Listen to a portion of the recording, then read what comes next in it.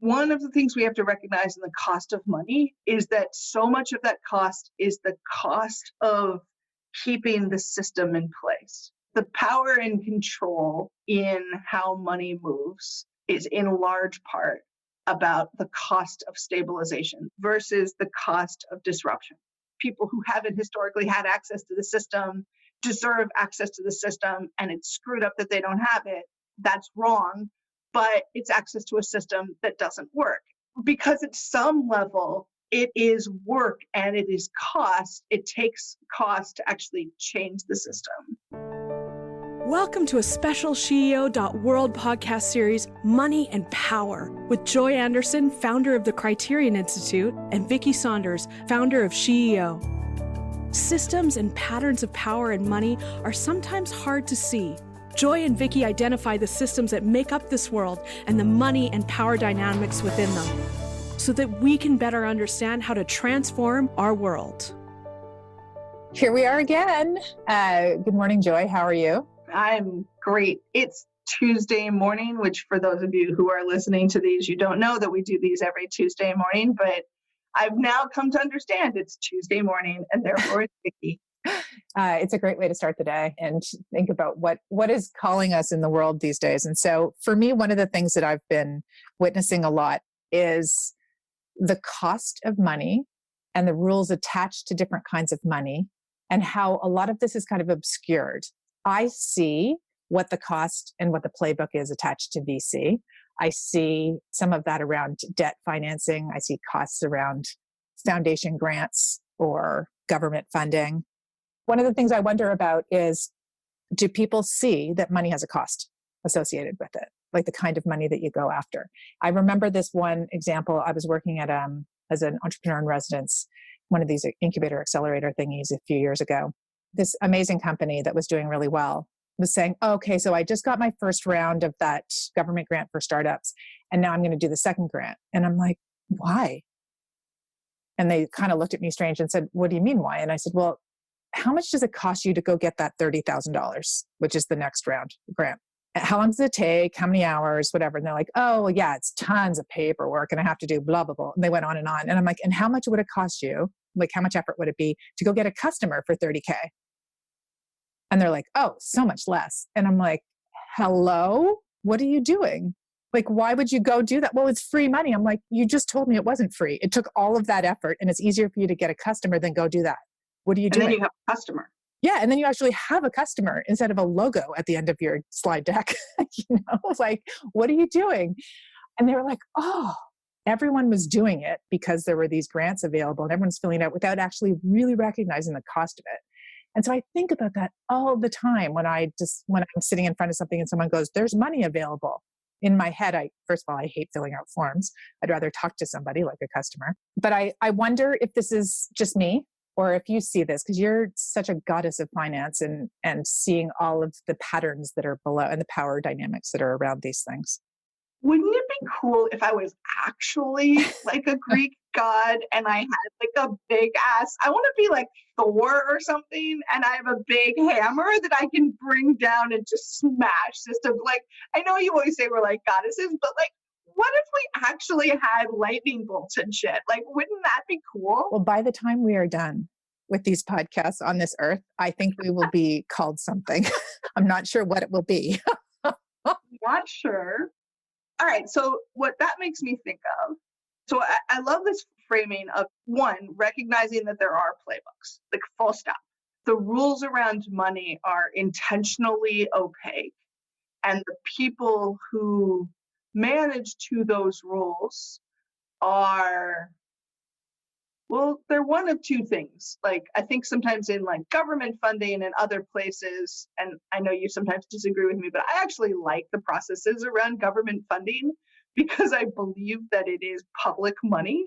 And I think all of the processes around transparency that make sure, like, yes, I was part of a process recently that put a lot of government money out and people complained through it that it took too long and should just get out into the world. I'm like, yeah, but it's taxpayers' money. And sometimes I actually like, I know some of it's just weird and stupid, but I like the transparency around it. And I believe there should be like every time I have to do a competitive bid, I whine.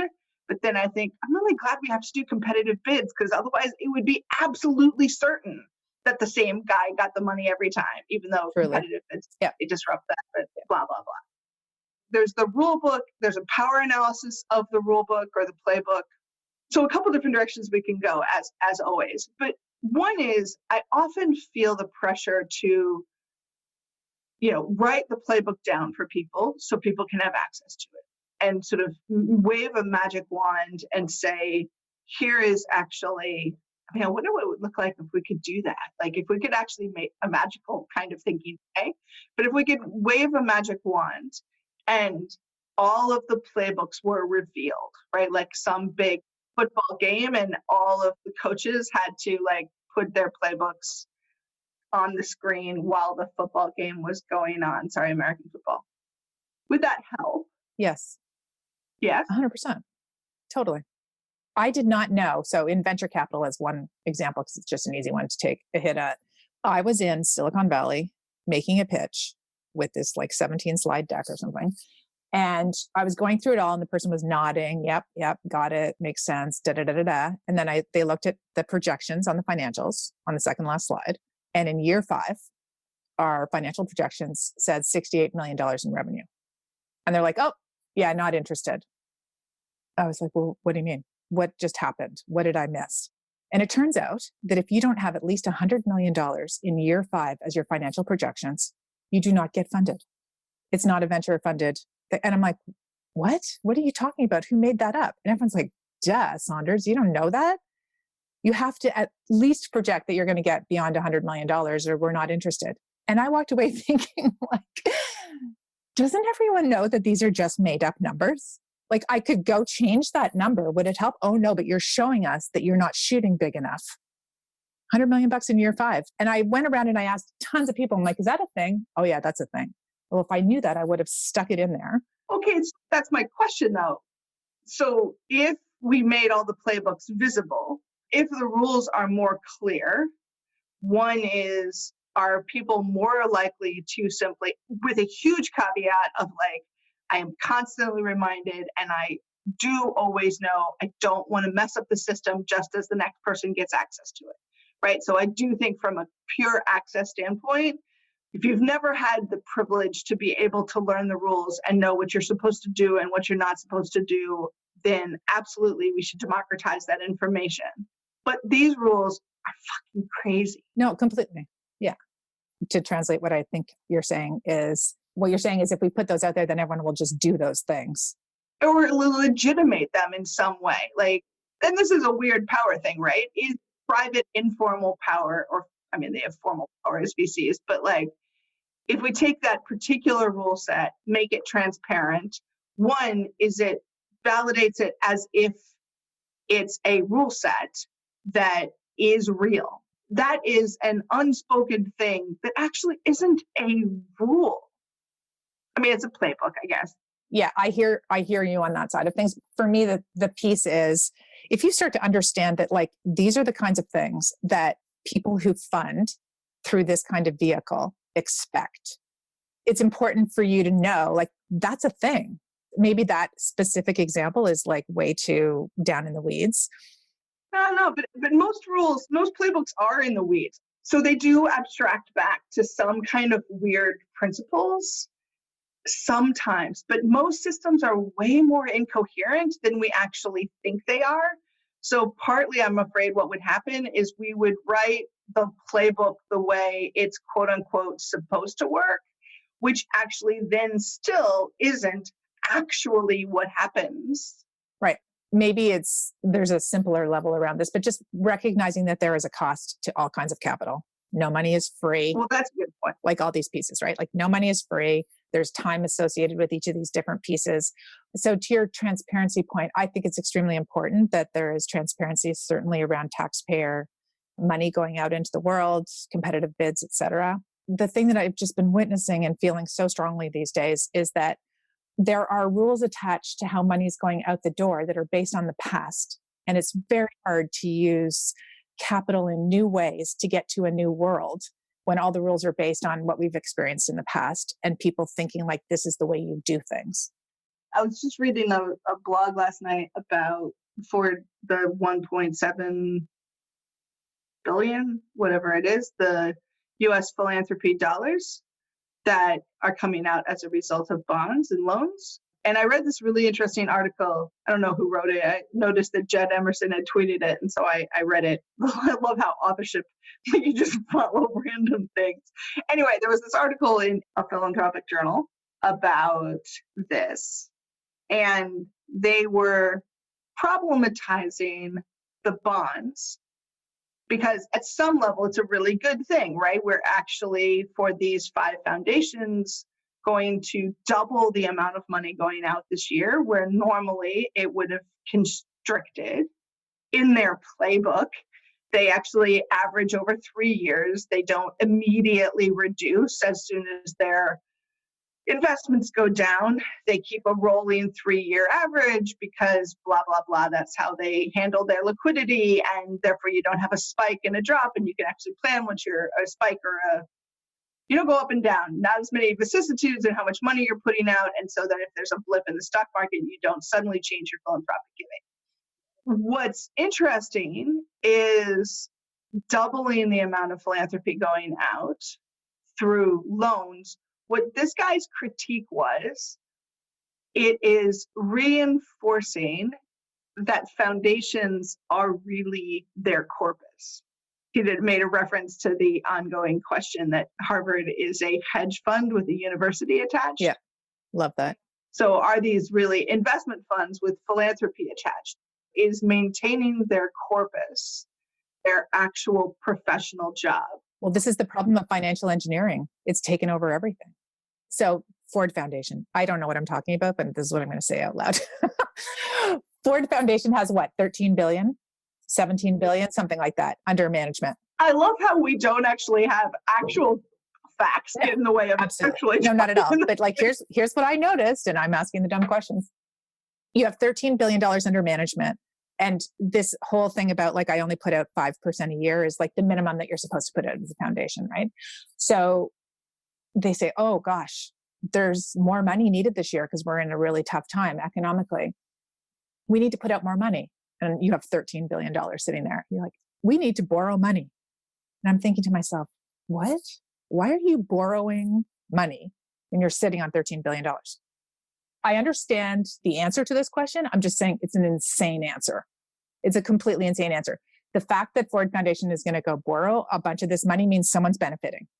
Bankers are getting fees off this thing and benefiting from it. Someone came to them and said, oh, you better keep your endowment at the level it is, and we'll engineer that over here, but come and borrow money over here. And so it's just like all financial engineering.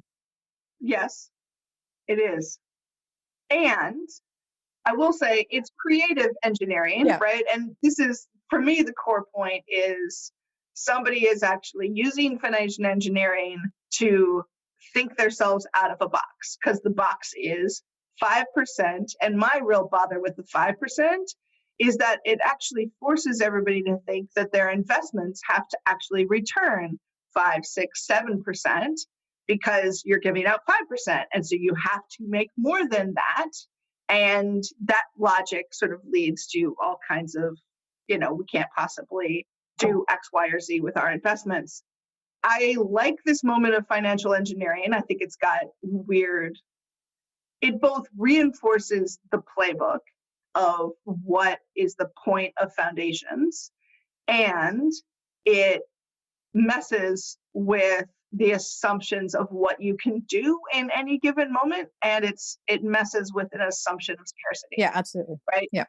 Because they do have a shit ton of power and a shit ton of capital. And if you have capital, you can borrow capital, and you could borrow capital, which ostensibly means you're increasing your risk. You could borrow capital to be able to be more generous. Because in the worst case scenario, their endowment tanks because we continue to go into a recession, and $13 billion becomes $4, at which point $1 billion of debt on a $4 billion endowment still gives you $3 billion. It still gives you a lot of money to play. It just is such part of this extractive mentality that makes me crazy. Like, I mean, I've just learned so much about the finance systems in the last decade. But certainly recently, when I started CEO, one of the things that people would say to me is, wait a sec, it's a 0% interest loan. You want to get a million women, $1 billion fund. How are you going to maintain your fund if it's 0%? And I remember the first time I heard that question, I was like, what do you mean? And then I realized, like, I am not here to maintain a fund. It's not the point of maintaining a fund. It's to have impact. Why would you think that because when I say $1 billion fund, we want to maintain the fund? Like, it's super bizarre to me. And anyone in the finance space is like, what's wrong with you? Like, of course, that's what you need to do. You said $1 billion fund, therefore you have to keep $1 billion fund. I'm like, who cares if it's $956 million? So this goes to a point that when you first were talking earlier in this conversation, what I wrote down is one of the things we have to recognize in the cost of money is that so much of that cost is the cost of keeping the system in place. That part of what we're absorbing in these processes, like the power and control in how money moves, is in large part about the cost of stabilization, the cost of stabilizing the system with the players in power in their, butts in seats, right? So that they have their butt in the seat that is the seat of power so that it stays there and that we have really stable chairs. Sorry, I'm looking at weird metaphors this morning. I'm not going to go back to the story again. Yes. Okay. But I think often, and thinking about the difference between the cost of keeping the system in place, the cost of stability versus the cost of disruption. Because I actually think one of the things I've always noticed, and this is my pushback on the whines about the playbook of money, my experience, and I think I've said this before, but being at 85,000 accelerators, when I talk to entrepreneurs, and this is maybe my resistance to making the playbook visible, is what entrepreneurs would ask is, how can you make it all really clear so that I can know exactly where I can get money? We need the massive data system in the sky that says exactly who has the exact kind of money that I need at this exact moment. And while I have a shit ton of empathy for that, having been an entrepreneur looking for money and wanting it at a certain moment, I have also made a conscious decision. Like my fear in that is the instinct behind making the rules transparent is so that I can have access to it, not to try to make a better system. I really want to continue to know, and I want to have people who haven't historically had access to the system deserve access to the system, and it's screwed up that they don't have it. That's wrong, but it's access to a system that doesn't work. And so I feel like I keep saying the both on this one, because at some level, it is work and it is cost. It takes cost to actually change the system. In systems in flux are often costly in different ways. Banking rules that end up really, really fixed that say, this is exactly the kind of loan that we will accept, and these terms, and this is who you have to be as a borrower. All of that is transparent, but it also is transparent to ensure that that's how that works, versus so much of what I love and what I hate about direct private capital is that the rule set is completely unknown. Yeah, it's totally. Yeah. It's just like, there still is one, you're really clear who has power. It drives me crazy when private investors are like, I need to do all this due diligence. I was like, no, you don't. You really don't have to. There's no rule that says you have to. I have a couple friends who literally make investments based on, I actually got $500,000 based on one conversation once. Totally. And those don't happen very often, but you don't have to do. Right. Well, those experiences, like I've had, prove to you that it doesn't have to be the way people say it has to be. Like anything is truly possible. And my experience over the last 25 years with capital is that it's really relational. It's very much based on investing in people. The really good investors, in an instant, say, there's something about you that makes sense to me. It's super individual and it's super biased. Super. Yes. If last week was complexity, this is contradiction. Yeah, completely. I mean, it is super biased that way. This model we have is like a collective is deciding. Collective intelligence is selecting who's getting money this way. But I want to go back to this, like the cost of stability and the cost of keeping things in place to maintain your fund. Like, it doesn't make sense to me because at the moment, I mean, maybe it's just because the game is completely played out right now. We're at the end of it. We're at the end of this economic game because there's literally nowhere to go. 5 people have the same wealth as half the planet. And last week, Bezos borrowed $1 billion at 0.4% interest and announced a new fund for small, medium-sized businesses on the platform where they could apply for $1 million line of credit at between 7 and 20% interest. So he borrowed at 0.4% and he's going to loan it out at between 7 and 20%. This is the new world. Those who can actually negotiate and get a crap load of money can turn it around. And for those who are super starved, unable to get access to capital because of like the crazy times we're in, are literally paying that premium. It was so simple. I mean, I've been trying to find ways to like write tight little posts on these things for what we see underneath the surface, but it's rarely that clear. It's rarely that extractive and nasty. And it was literally 3 lines. Borrow at this, do it this. It's grade 9 math, boom. And people went crazy. I have like 50,000 something views on this thing, hundreds and hundreds of comments and reactions of people saying this is insane because we can actually see it. Whereas that kind of stuff is happening every single day. It just has 14 layers to it. And now it's completely exposed. Where do we go with that? And so he is destabilizing the system even more by being on the way to the first trillionaire. There is no stability in the system anymore, as far as I can tell. It's like super anti-fragile or whatever, the opposite of anti-fragile, fragile. I'm thinking of that book, Anti-Fragile. We want to be anti-fragile, but we're fragile. This is essentially why I do systems change work.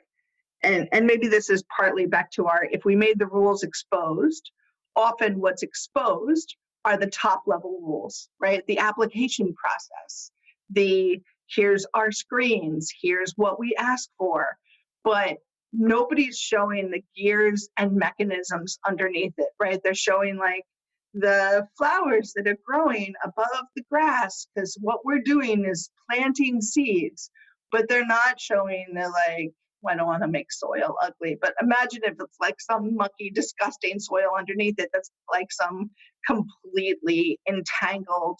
I'm sorry, I'm working with this metaphor. Like, I think I was just planting all weekend, so I think of roots as beautiful, but like, imagine if they were evil roots or something.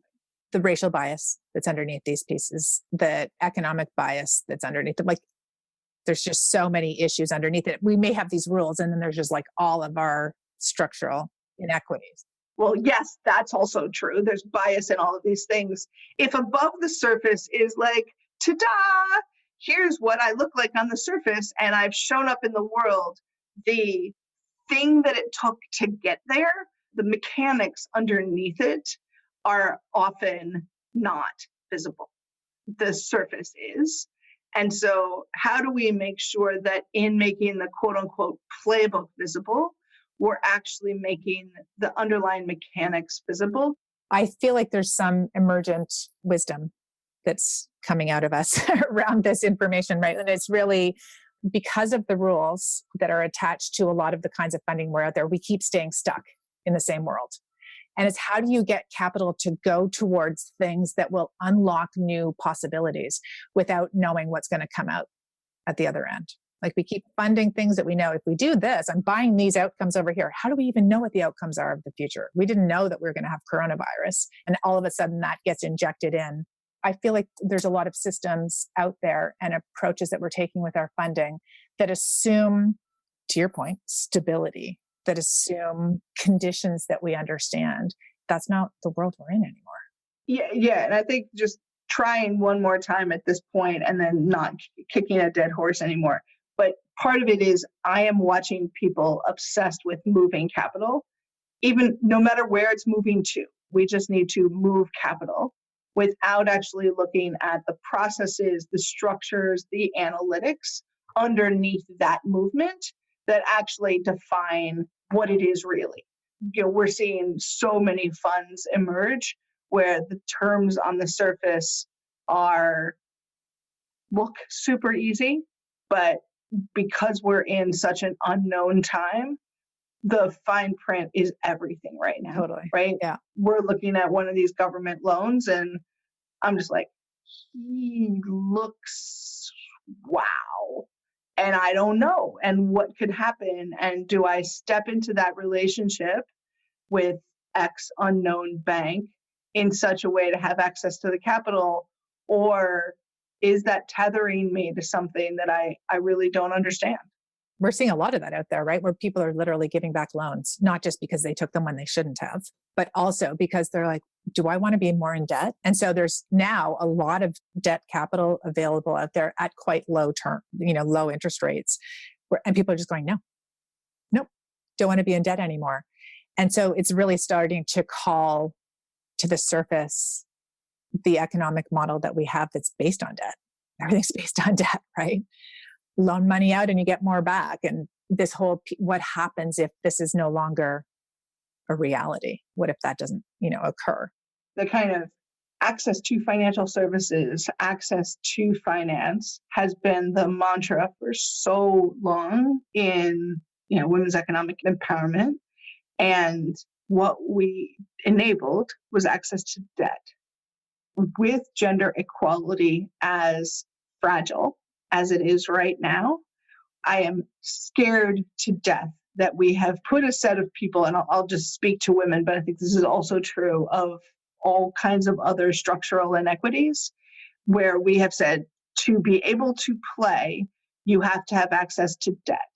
Okay, so that's important until this shit happens, at which point we've got a whole bunch of folks who still don't have the same fundamental equalities in the world, or equities, right? Whatever language means that it will work for you, that the system is not working for people. So now in the recovery, the people who are in debt are going to be put behind, right? I'm thinking about the story of like, we're looking at a couple funds starting that are literally targeting the entrepreneurs who are shutting down their businesses now and then will pop back up like daisies after the recession and say, lo and behold, I've got a new idea that's in the new normal because I'm an experienced entrepreneur, blah, blah, blah. And we know that women and other people who experience ongoing marginalization, when we're at that moment, women will be judged differently than others for their quote unquote failure to survive. And some people will be rewarded for shutting down appropriately and popping back up, and others will not be. It terrifies me that we have spent decades having a story of financial inclusion that meant financial inclusion in debt markets that now means that we have folks who are experiencing the same structural inequalities because we didn't address the underlying inequalities. We didn't work on gender norms. We didn't really work on equality.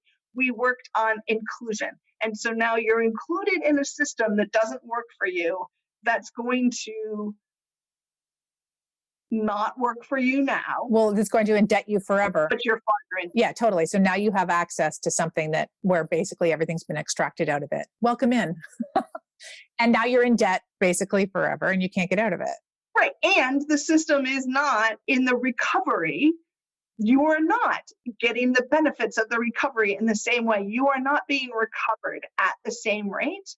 The people who get screwed doubly. And I want us to think more cautiously about that. And I want us to work on the root causes of some of these structural inequities. I want us to work on racial, gender bias. I want us to work on the biases and not just the inclusion.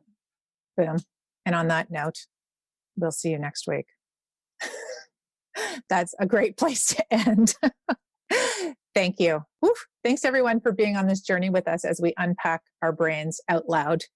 We greatly appreciate your patience and look forward to your comments online. Thanks, Joy. Bye, Vicki. Thank you for listening to the Money and Power series on the CEO.world podcast with Vicki Saunders and Joy Anderson. If this conversation resonated with you, please share it with a friend and subscribe on your favorite listening platform. To learn more, go to CEO.world and CriterionInstitute.org.